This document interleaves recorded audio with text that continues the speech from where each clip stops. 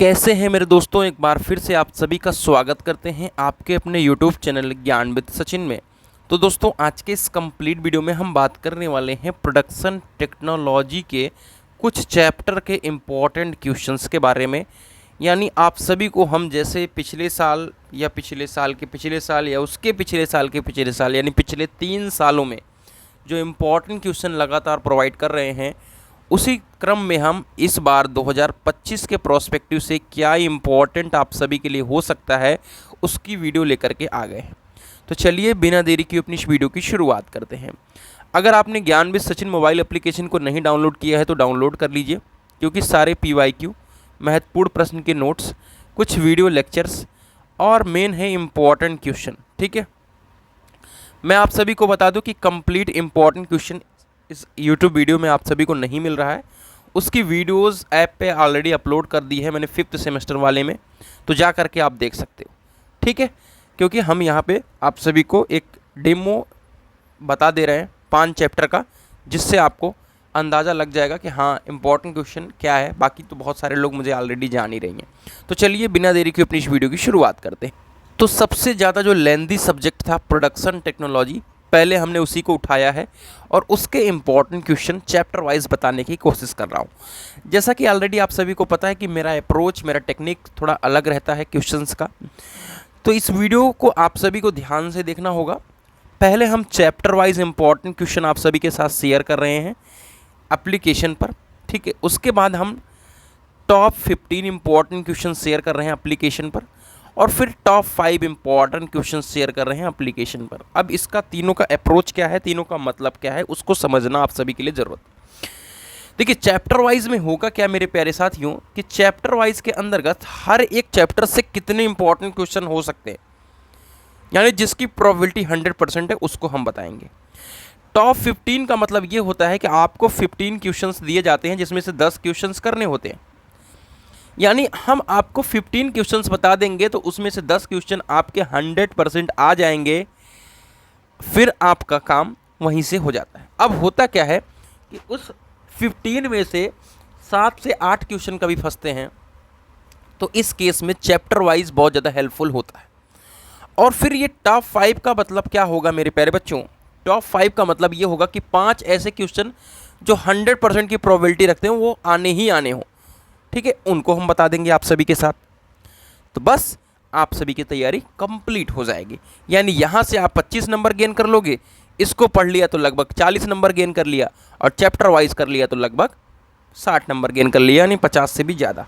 ठीक है, चलिए फिर आपको मैंने जो करना है कर लेना। उसमें से एक क्वेश्चन टेक्निक अप्रोच डिफरेंट है। सबसे पहला चैप्टर है cutting tools and cutting materials. आप सभी यहाँ पे देखेंगे लिखा है टूल 6 सेमेस्टर, टूल 6 सेमेस्टर, यानी जितने भी हमारे प्रोडक्शन टेक्नोलॉजी पढ़ रहे हैं बच्चे, अगर प्रोडक्शन वाले हैं तो वो टूल इंजीनियरिंग पढ़ने वाले हैं अगले सेमेस्टर में। ठीक है, अब टूल इंजीनियरिंग डिप्लोमा में पढ़ने वाले हैं 6 सेमेस्टर में, तो उसमें single point cutting tool geometry का सचित्र वर्णन करने के लिए आएगा या टूल सिग्नेचर करने के लिए आएगा, और ये आपके 100% एग्जामिनेशन 2025 प्रोडक्शन टेक्नोलॉजी में पूछा जाने वाला क्वेश्चन है, जो मैं आप सभी के साथ शेयर कर दे रहा हूँ। टूल मटेरियल और इनके प्रॉपर्टीज़ ये आपको टूल 6 सेमेस्टर में पढ़ने वाले हैं। कम प्रोबेबिलिटी रहती है पूछे जाने की, लेकिन आपको पढ़ना जरूरी है। यही 2 क्वेश्चन है पहले चैप्टर से जिसमें ये 100% आएगा। क्लियर है बात भाई। अगला यहाँ पे अगर आप देखेंगे तो मोस्ट इम्पॉर्टेंट मैंने पहले ही लिख रखा है।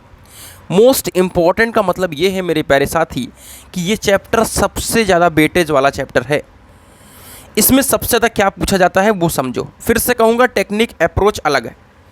3 चीज़ें आपके स्क्रीन पर दिख रही होंगी, तीनों चीज़ों को पहले एक तरीके से देख लो। आप अपने स्क्रीन पर देख लिया। एक में मैंने पूछा है, मुझे आशा है कि आपने इन तीनों क्वेश्चनों को अच्छे से देख लिया होगा। आप ध्यान से समझिएगा। लिखा है लेथ मशीन पर किए जाने वाले ऑपरेशंस का सचित्र वर्णन करिए। ऑपरेशंस का मतलब ये है कि फेसिंग के बारे में बताना है आपको, नर्लिंग के बारे में बताना है, ग्रूविंग के बारे में बताना है, टेपर टर्निंग। ठीक है, लेकिन लेथ मशीन पर किए जाने वाले ऑपरेशन के पहले, बताने के पहले आपको कुछ लेथ मशीन के बारे में ओवरव्यू देना है जो कि आप वर्किंग प्रिंसिपल से समझ सकते हो। यानी अगर आपसे वर्किंग प्रिंसिपल पूछता है तो पहले तो आप लेथ मशीन बनाओगे, फिर उसके कार्य सिद्धांत को समझाओगे और फिर कुछ ऑपरेशंस को लिखोगे। लेकिन अगर ऑपरेशंस पूछता है तो थोड़ा वर्किंग प्रिंसिपल फिर ऑपरेशंस लिखना है। अब लेथ मशीन के विभिन्न पार्ट्स पूछेगा तो लेथ मशीन का पहले कार्य सिद्धांत बताना है, फिर उसके लेथ मशीन का डायग्राम, फिर पार्ट का अंदर का, ठीक है, पार्ट के अंदर का स्पिंडल के बारे में आपको बताना हो गया, ठीक है, चक के बारे में बताना हो गया, ठीक है, टूल पोस्ट के बारे में बताना हो गया, फिर उसके बारे में आप लिखोगे। तो कुछ इस तरीके से तीनों क्वेश्चन आपस में कोरिलेट कर रहे हैं और इन तीनों क्वेश्चंस में एक क्वेश्चन आएगा। अब वो कौन सा आएगा वो टॉप 5 और टॉप 15 इंपॉर्टेंट क्वेश्चन में क्लियर करूँगा। लेकिन जब चैप्टर वाइज इंपॉर्टेंट क्वेश्चन की बात कर रहा हूँ तो इन तीनों क्वेश्चंस को समझना पड़ेगा। क्लियर है बात भाई? 100% आना ही आना है। अब एप्लीकेशन पे जाएंगे आप, जब टॉप 15 इंपॉर्टेंट क्वेश्चन अपलोड करूंगा तो वहां पर देख पाएंगे। अगला है कैपेस्टन या टरत लेथ। इस चैप्टर से कैपेस्टन या टरत लेथ बहुत इंपॉर्टेंट बनता है। 3 जा एंड 4 जा चक, ठीक है, बहुत इंपॉर्टेंट बनता है, लेकिन 100% की प्रोबेबिलिटी इनमें से ही है, ठीक है, इनमें से ही। क्लियर है बात? यानी यही क्वेश्चन है, यही क्वेश्चन का मतलब ये क्वेश्चन एक ही है। चलिए यहाँ पे अगर आप देखेंगे चैप्टर नंबर 3 मिलिंग मशीन पे ऊपर हम आ गए। ये भी मोस्ट इंपॉर्टेंट चैप्टर है, ठीक है। अगर यहाँ पर आप सभी देखेंगे टूल वगैरह तो कहीं नहीं लिखा, नहीं, ठीक है। अप मिलिंग और डाउन मिलिंग में अंतर बहुत ज़्यादा पूछा गया है, बहुत ज़्यादा पूछा गया है। लेकिन अगर 100% की प्रोबेबिलिटी की बात करें तो मिलिंग मशीन के कार्य सिद्धांत की व्याख्या कीजिए। हमारा अप्रोच टेक्निक अलग है। अब पूछता है कि किसी एक प्रकार की मिलिंग मशीन का वर्णन करिए, लेकिन अब 50% जगह पर पूछता है कि यूनिवर्सल मिलिंग मशीन के बारे में बताइए। तो अगर आप यूनिवर्सल मिलिंग मशीन पढ़ लोगे तो किसी एक प्रकार की मिलिंग मशीन के बारे में तो यूनिवर्सल ऐड कर दोगे। तो ये है टेक्निक। यूनिवर्सल मिलिंग मशीन बहुत बार पूछी गई है। तो आपको मिलिंग मशीन के कार्य सिद्धांत में कितना लिखोगे? 10 लाइन लिखोगे, 8 लाइन। उसके बाद आपको एक मिलिंग मशीन बनानी है, यूनिवर्सल मिलिंग मशीन। अप और डाउन मिलिंग अंतर याद कर लोगे तो मिलिंग मशीन की थ्योरी बनाने में आसान रहेगी। अब सिंपल इंडेक्सिंग इस बार पूछना नहीं है, बट आपके लिए बहुत इंपॉर्टेंट है क्योंकि ये क्वेश्चन पूछा जाता है। डायग्राम मस्ट है भाई, बिना डायग्राम के कुछ नहीं होने वाला है, नंबर बहुत कम आएंगे। मिलिंग मशीन पर किए जाने वाले ऑपरेशंस का सचेत वर्णन करिए। ये क्वेश्चन भी 100% की प्रोबेबिलिटी रखता है।